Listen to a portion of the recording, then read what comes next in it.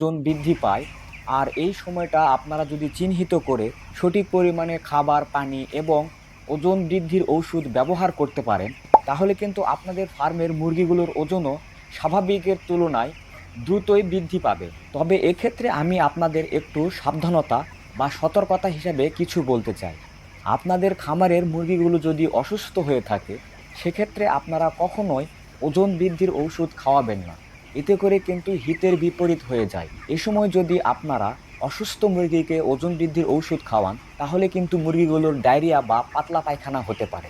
সেজন্য আমি আপনাদের বলবো, আপনাদের ফার্মের মুরগিগুলো যদি সুস্থ এবং সবল